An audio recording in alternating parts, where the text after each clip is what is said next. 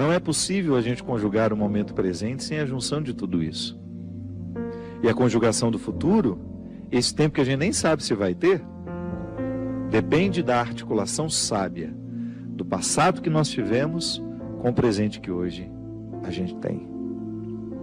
É essa articulação que faz com que a gente tenha condições de dar passos, de caminhar, acreditando sempre que a mão de Deus nos sustenta, mas acreditando do jeito certo. Sempre que eu penso a providência de Deus, eu penso como um favor que nunca deixa de estar presente na minha vida, mas que ao mesmo tempo nunca retira a minha possibilidade de fazer a minha parte. Porque humanamente, minha gente, nós já aprendemos, até a psicologia e a pedagogia nos ensinam, que o bom educador nunca dá ao seu discípulo a lição pronta. Seria um crime contra o discípulo oferecer a ele a lição pronta.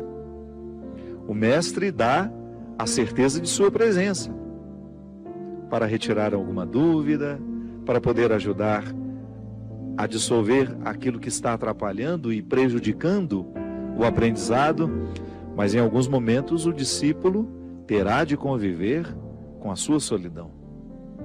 O mestre se cala e se recusa a dar a resposta que nós tanto buscamos. Não é assim na vida?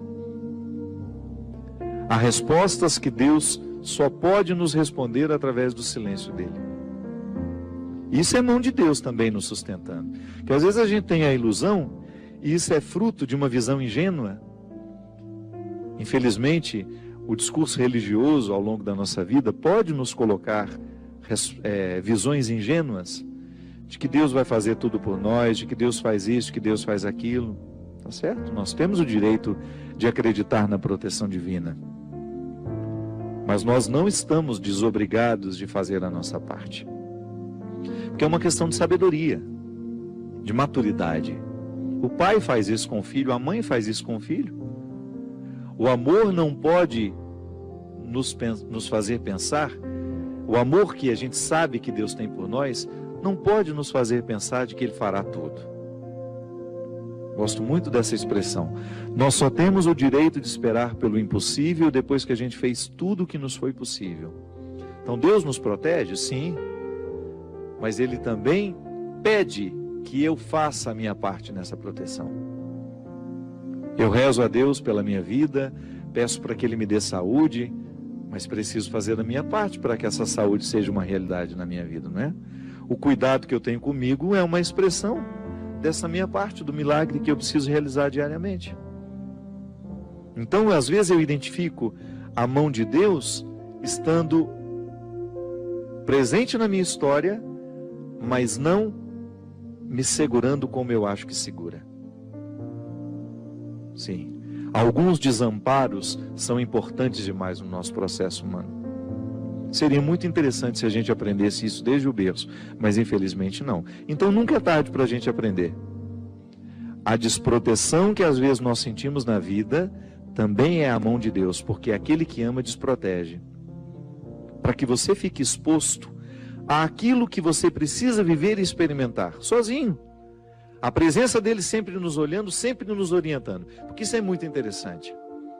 Quanto mais a gente cresce, quanto mais a gente amadurece na nossa experiência com Deus, maior é a capacidade que a gente tem de ouvir e compreender a voz dele na nossa história. Então, Deus me protege assim, mesmo quando ele está distante, sabe? Não é que ele fica distante, é que nós nos sentimos por causa das situações da vida. O contexto desfavorece perceber essa presença intensa na nossa vida.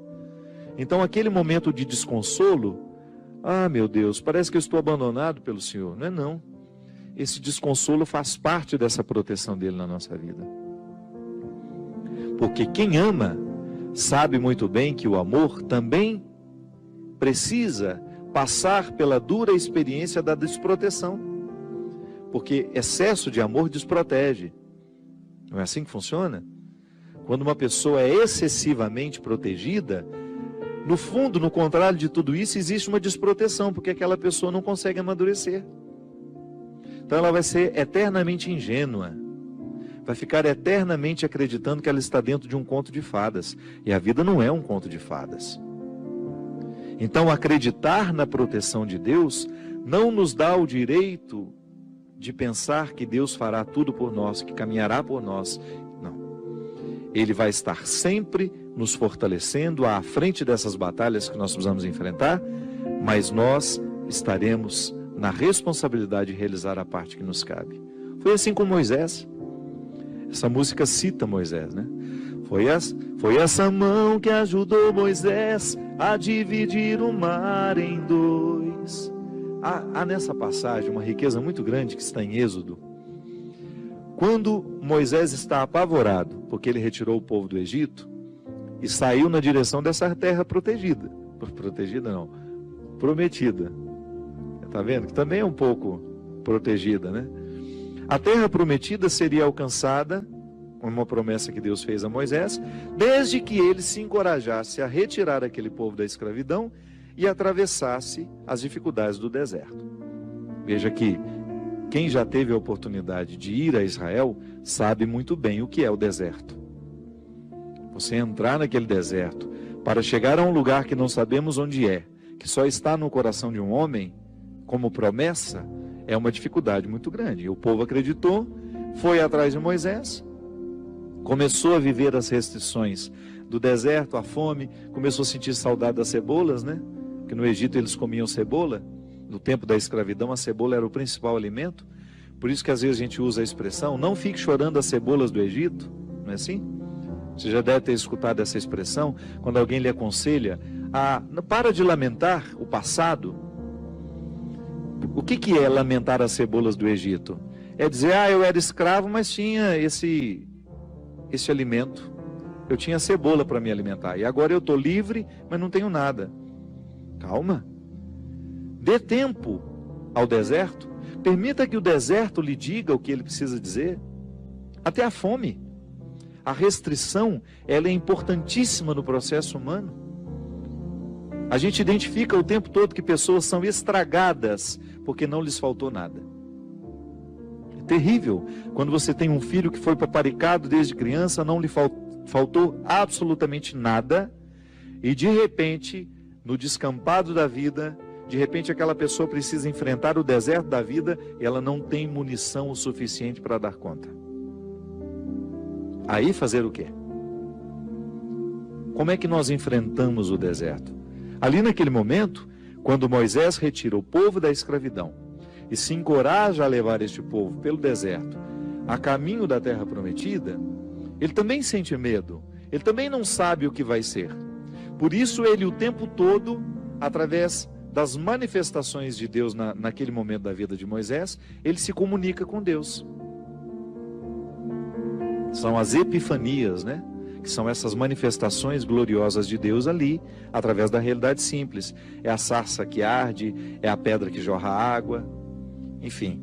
Deus vai conversando com Moisés, vai dando a ele sinais de que ele está no caminho certo, mas não o priva da desproteção que o deserto lhe causa.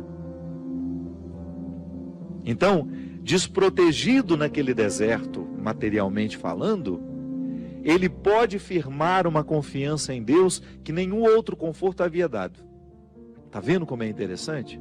Como a desproteção, a aparente desproteção, ela tem todo um cuidado reservado e de bastidores ali. Da mesma maneira como você que é pai, é mãe, e você cria uma restrição ao seu filho para que ele possa amadurecer, não é assim? Às vezes você retira alguma coisa do seu filho para que ele sinta realmente a falta, para que depois ele tenha condições de valorizar depois. Volto a dizer, muitas pessoas dão errado na vida porque não lhes faltou nada. Aí você observa que quando falta demais também pode causar um desequilíbrio, uma falta de confiança na vida, nas pessoas. Enfim, é o equilíbrio que dá certo. Quando você começa a educar, colocando proteção e aparentes desproteções, onde aquela pessoa terá de enfrentar a situação sozinha, ainda que você esteja vendo de longe. Eu enfrentei situações na minha vida extremamente difíceis, que não bastava o outro dizer, eu estou aqui. Por quê? Porque elas eram minhas. Até ajuda. Você olhar para o lado, saber que tem um amigo com você, que existe uma mãe, que existe um pai, um irmão. Mas em muitos momentos da nossa vida, este calvário é para ser vivido na solidão. É quando eu preciso viver essa sensação de estar desprotegido, da mesma maneira como Moisés viveu, ao pisar os desconfortos do deserto, ao enfrentar aqueles desconfortos, ele compreendeu o que é a condição humana. Então eu também faço essa experiência. Você faz. Eu não quero passar a vida em brancas nuvens, não quero mesmo. E é por isso que desde muito menino, quando a vida me era difícil, eu encontrava alguma coisa naquele desconforto que me fazia pensar mais alto, que me fazia pensar além.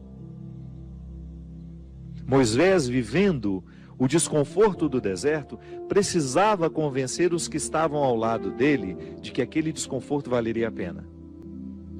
Ah, mas alguns queriam voltar para a escravidão. Olha como a fraqueza humana está muito presente na nossa vida no momento do desconforto. Quanta gente, vou dar um exemplo simples para você entender. Existem pessoas que precisam romper com namoros que são terríveis, desastrosos. Aquela pessoa só faz mal a você, você sabe disso, mas você tem um vínculo com ela, você tem necessidade afetiva, você não consegue romper aquele namoro. Então, você, de repente, você se encoraja, você fica com tudo claro diante de você, essa pessoa não me faz bem, eu não posso me casar com essa pessoa, porque se no tempo do namoro já está assim, imagina na época do meu casamento, depois no meu tempo de casado, vai virar um inferno pior ainda do que já é. Aí você se encoraja, motivado por pessoas que estão ao seu lado, a romper. Aí é terrível no dia que você rompe. O sofrimento é cruel dentro de você. Parece que você nunca mais vai se recuperar, que você só pensa naquela pessoa. Por quê? Porque apesar dela te fazer tão mal, você tem um vínculo doentio com ela, de dependência afetiva. Você sabe que ela te faz mal, mas você não sabe viver sem ela. Aí você começa a dar passos. A primeira semana é horrível. Você sofre, você chora, você não pode ouvir a música, você não pode sentir o cheiro, você não pode ver aquele pedacinho de não sei o que ele esqueceu lá na sua casa, que tudo aquilo é terrível. Mas de repente você começa a dar passos de libertação. É como se você estivesse andando na direção de uma terra que só vai te fazer bem. E um mês depois aquele sofrimento ficou melhor, 2 meses depois aquele sofrimento melhor, e de repente você não está nem mais lembrando. Claro que ainda existe ali um vínculo silencioso sendo desarmado, porque a dependência afetiva, ela não morre da noite para o dia. A gente precisa, é como se você fosse sufocando uma célula cancerosa com o processo da quimioterapia, sabe? Que você vai retirando a vida da célula cancerosa, que é a célula que nos mata. Aí digamos que 3 meses depois, você encontra de novo com aquela pessoa, e você tem aquela famosa recaída. Aí pronto. O castelo que você estava construindo, o chão que você tinha andado, que tinha sido tão difícil, você joga fora e você volta para o Egito, você volta para a escravidão. Você faz o mesmo que os companheiros de Moisés queriam fazer, voltar a comer a cebola, voltar a comer o alimento podre, estragado. Aí você reata aquele relacionamento porque ele é doentio e você não cuidou da devida distância que você deveria manter. Porque quando você tem essa dependência afetiva, você tem que estabelecer a distância, porque senão você não se cura. Você tem que parar de querer saber da vida daquela pessoa, porque senão você não se cura. Você precisa parar de ficar fuçando o Facebook dela, porque senão você não se cura. Você precisa parar de ficar investigando a vida. Onde que ela foi? O que ela está?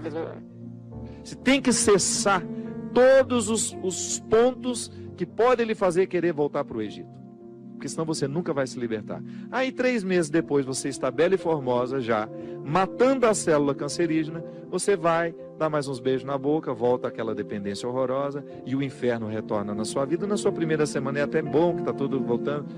Daqui a pouco, minha filha, você está no inferno pior do que você estava 3 meses atrás. É assim.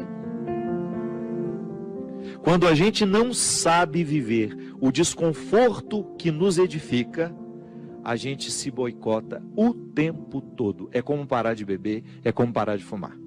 Você fica sem fumar 1 ano e você comemora porque você parou de jogar aquela toxina cancerígena no seu organismo, e de repente você vai lá e acende um cigarro de bobeira e aquele vício volta como se fosse um monstro capaz de te comer inteiro. Pronto. Todo aquele sacrifício que você fez dos primeiros dias sem fumar vão para o saco. Por quê? Todo aquele sacrifício vai para o saco. Por quê?